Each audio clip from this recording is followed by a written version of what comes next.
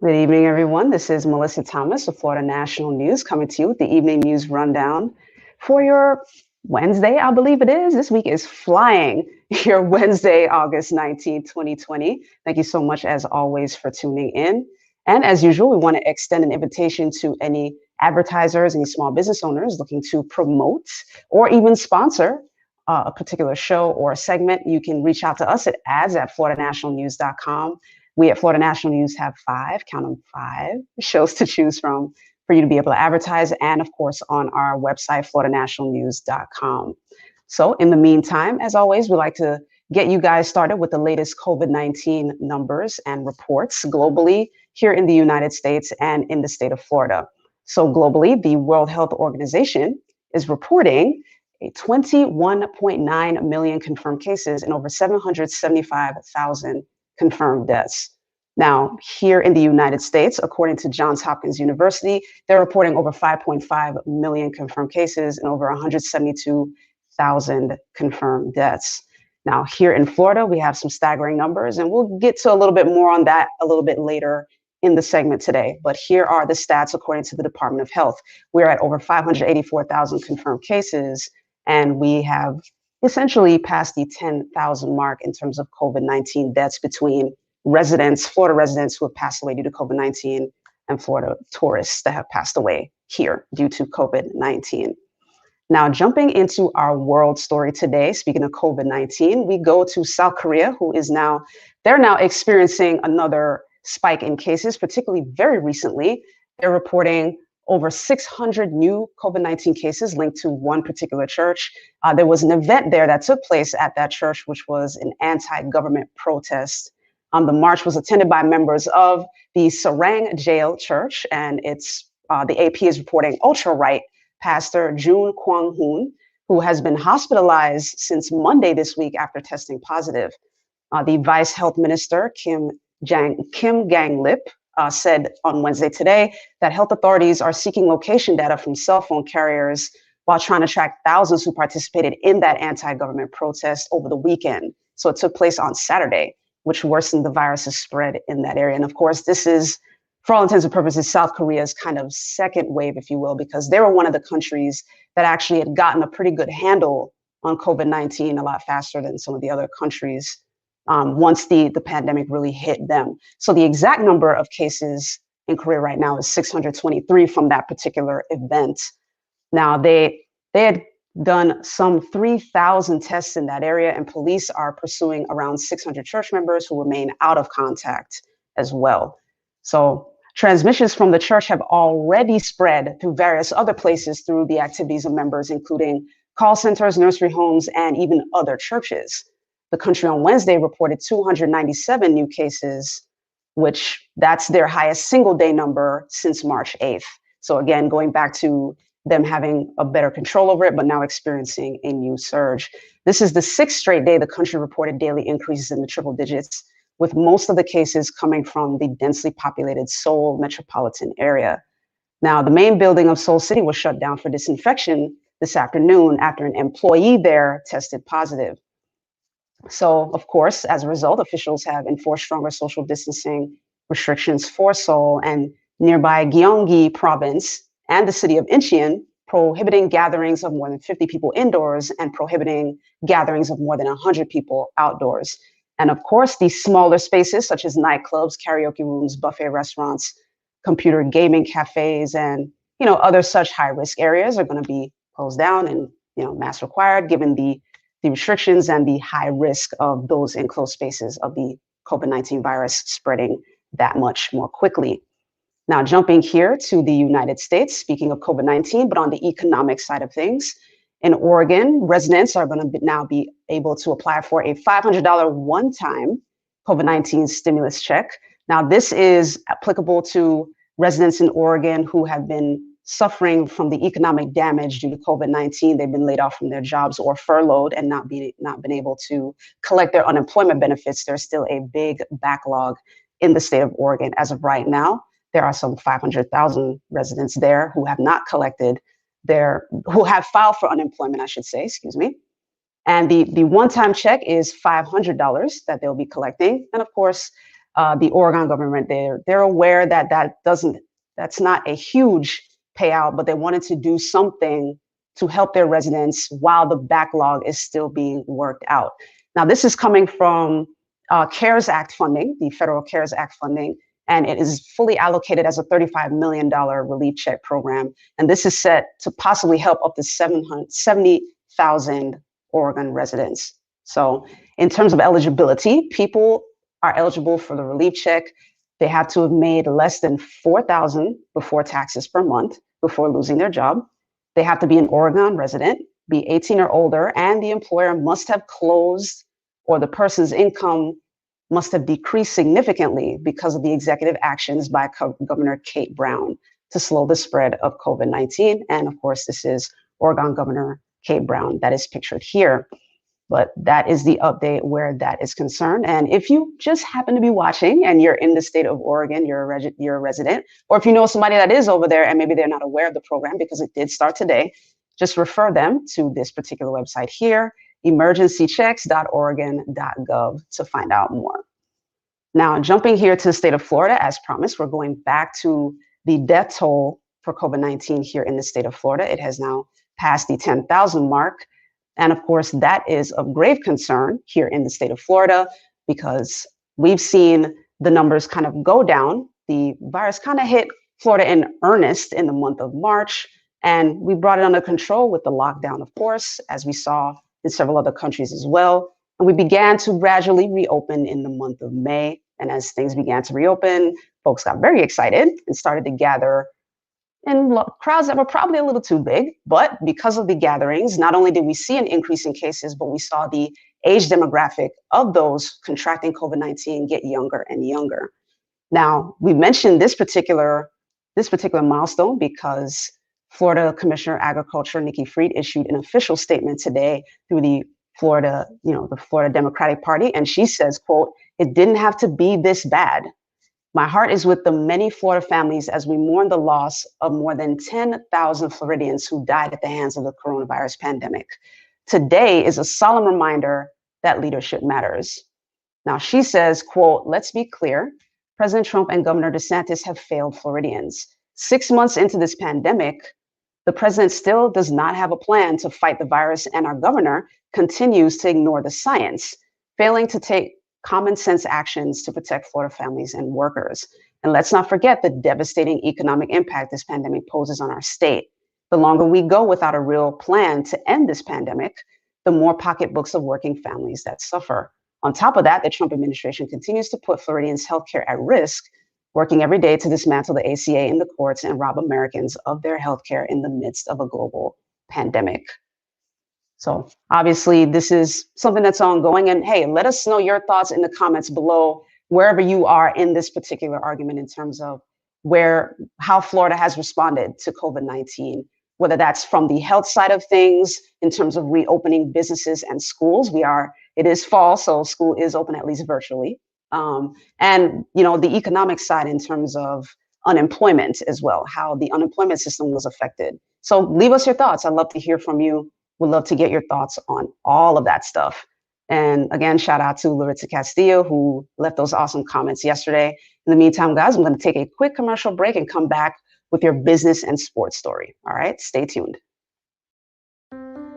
At Duke Energy, we deliver electricity and so much more, like free home energy assessments, rebates for energy-saving improvements, payment options to help you better manage your budget, and even bill credits for helping the community use less energy. So no matter what you're doing, we can help you make better energy choices every day. It's just another way we bring power to your life. How much can you save?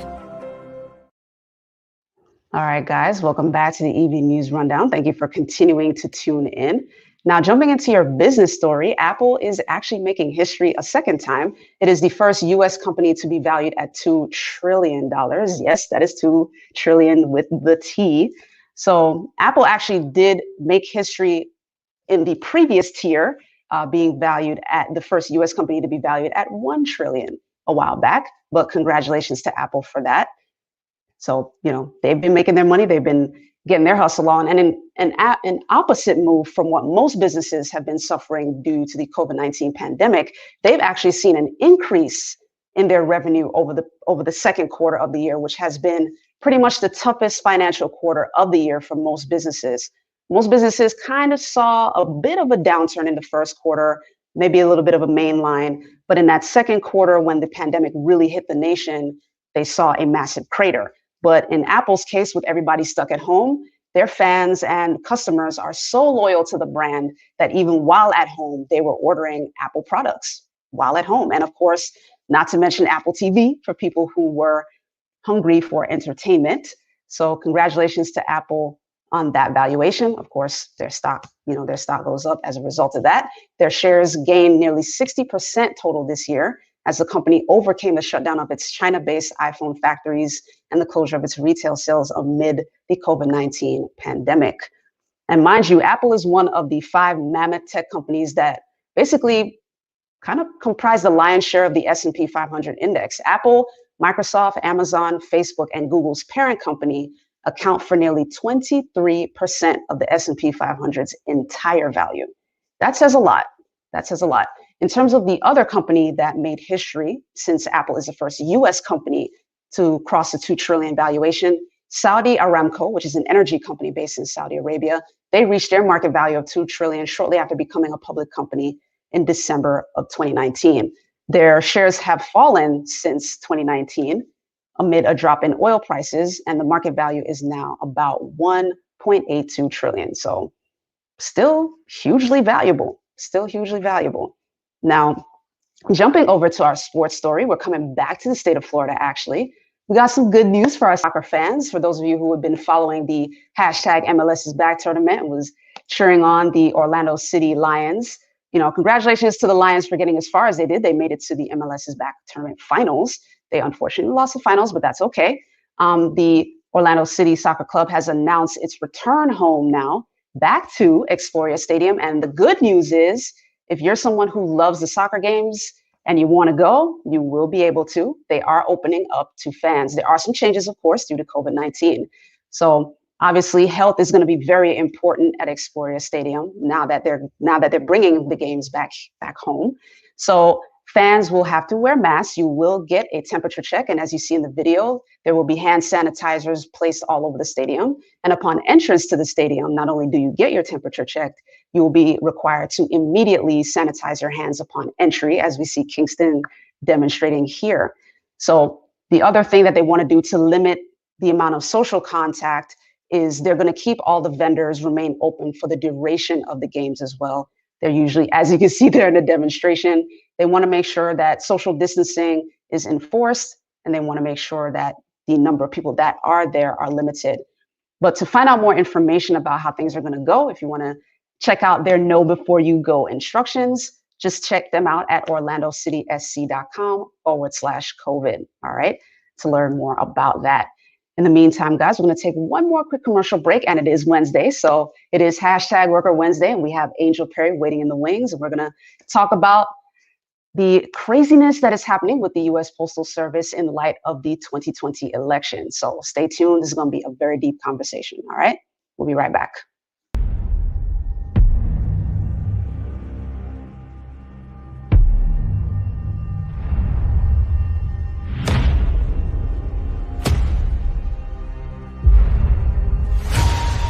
All this time we fought side by side. We trained together.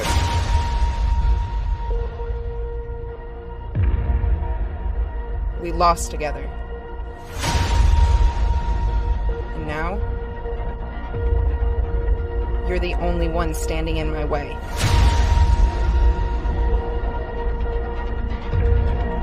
It's been a while, old friend.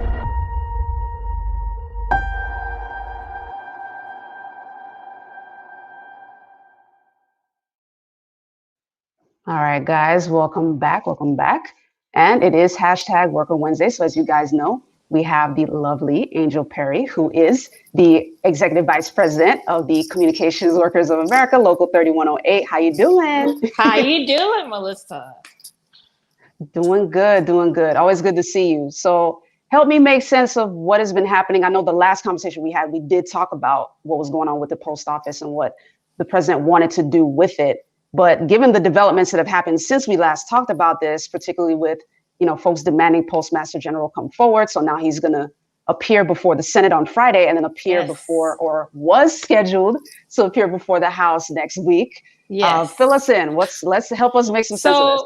The latest, from my understanding, is because of the Republican convention, the president was requesting them to move the hearing dates as of a couple of hours ago.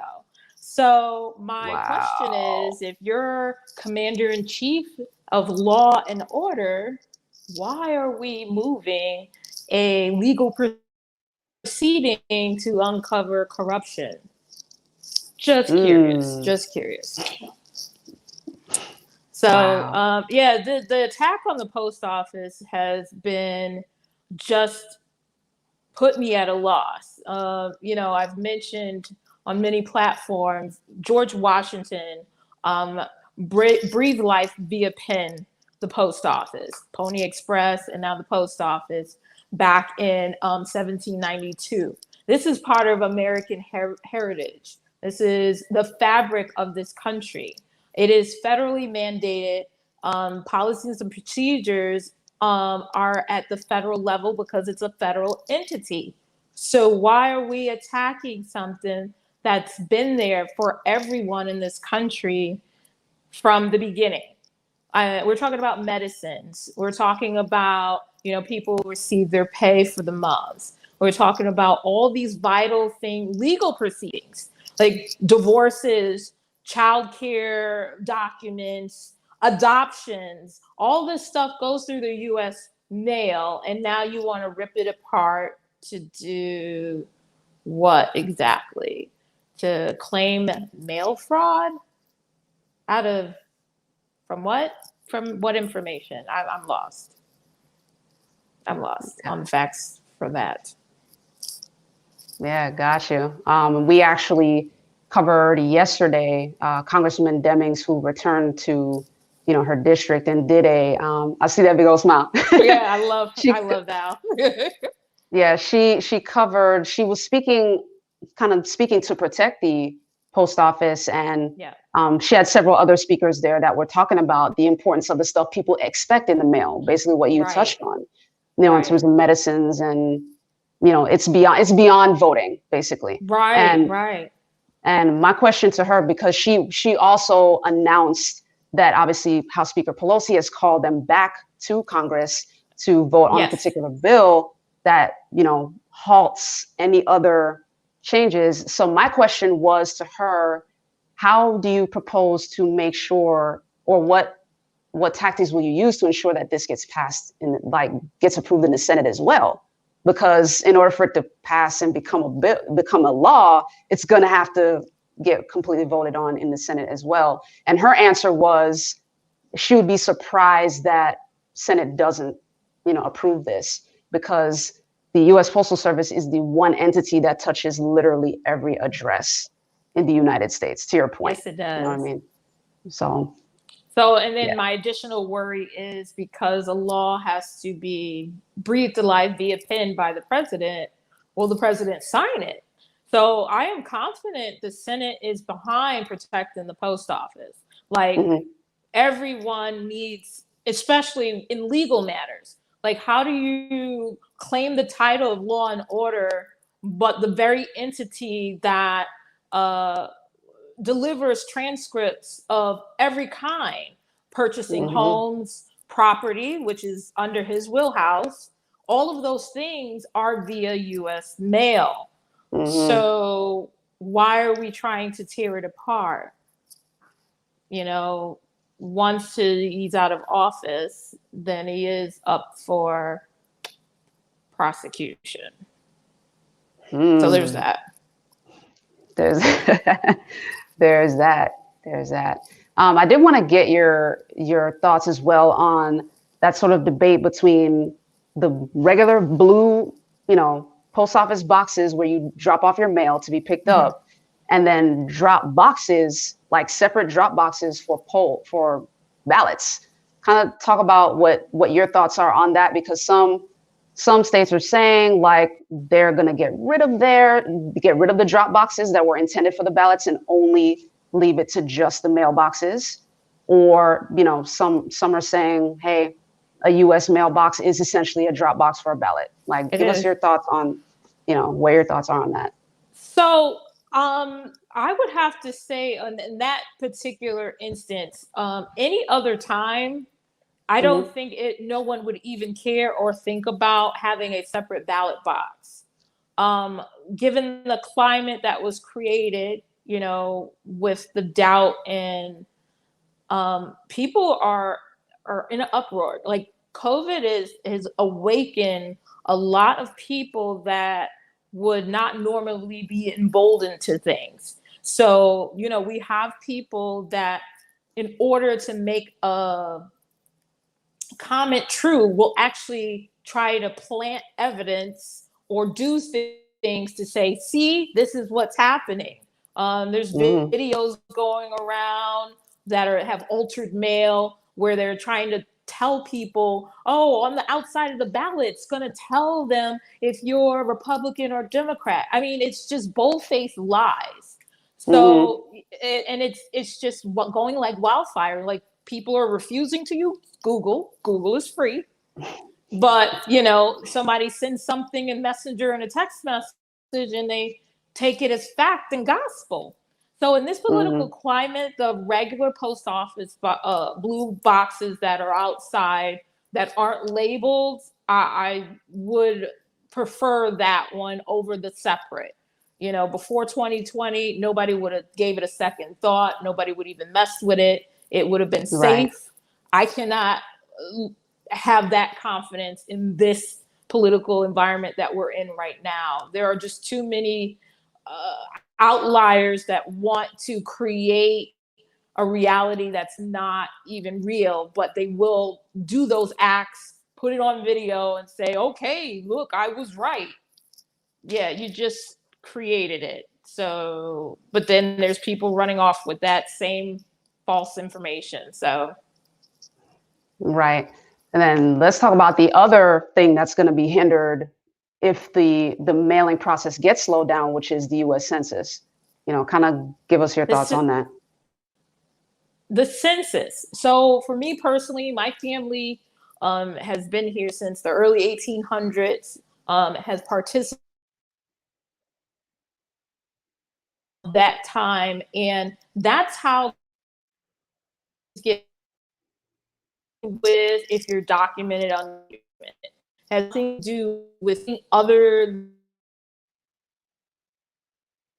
And what that allows is, after a number of people, then the government has to mandate who are your representative for voices. So, like here in Central Florida, rumor, but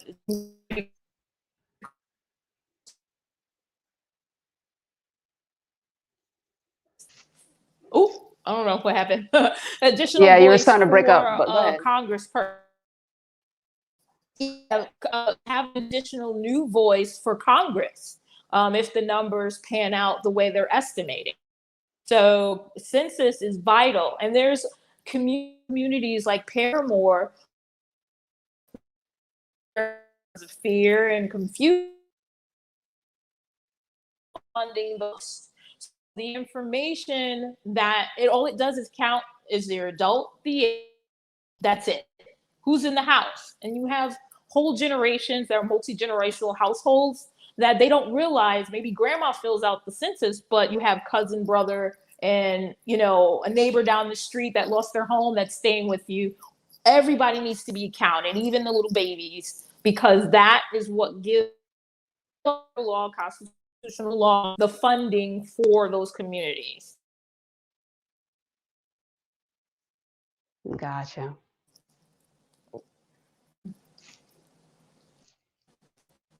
All right, you there, Angel? Oh, there we go. We're having a little technical, yeah. Huge delay there. Having a little gremlins attack. Yeah. Yeah, you but the know? U.S. Census.gov, yeah, because we want to protect the post office, and we need to fill out the census. That's what gives us funding. So even if the state isn't, that money is allocated by constitutional law. Got you.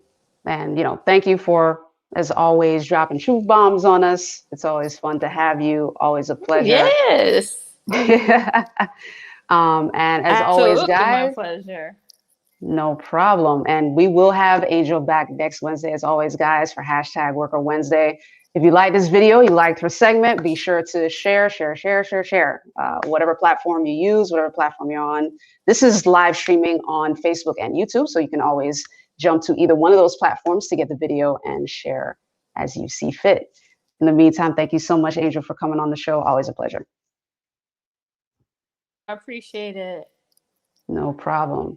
All right, guys. In the meantime, that does it for us here at the Evening News Rundown. If you haven't yet, be sure to like, share, and subscribe. You can follow us at Florida National News on Instagram. You can follow us at Florida National News on Facebook, and subscribe on YouTube at Florida National News as well. And when you're on YouTube, be sure to click the little button icon so you get all the notifications for all of our shows.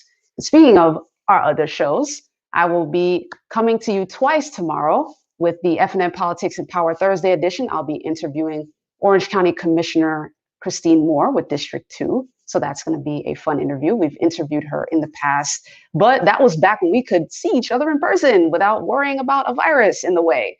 So we're going to be able to have that one-on-one interview with her tomorrow. And it's going to be at a special time because, hey, Commissioner Moore is doing her thing as elected commissioner. So she'll be joining us at 1:30 p.m. tomorrow instead of 1. So 1:30 p.m. Eastern time. Be sure to tune in for that interview. And I will be back at 5 p.m. as well for the Evening News Rundown. And our lovely Janicia Stoudemire should be back tomorrow with the Entertainment 4 for 4. A lot of big things going on. COVID-19 has shaken everything up. So as we continue to adapt here at Florida National News, we're continuing to bring you guys the great content that we can bring you. And if you have any great ideas, by all means, leave a comment below. We would love to hear from you as well. Who do you want on our shows? Who would you like to see on Entertainment Buzz on Fridays? Who would you like to see on the Politics and Power shows on Tuesdays and Thursdays? Who would you like to see me interview? And in the business side of things, who would you like to see us interview during the business talk on Wednesdays at 1 p.m.? We'd love to hear from you guys. Leave a comment below. In the meantime, thank you so much for tuning in. Have a great rest of your Wednesday afternoon. Take care.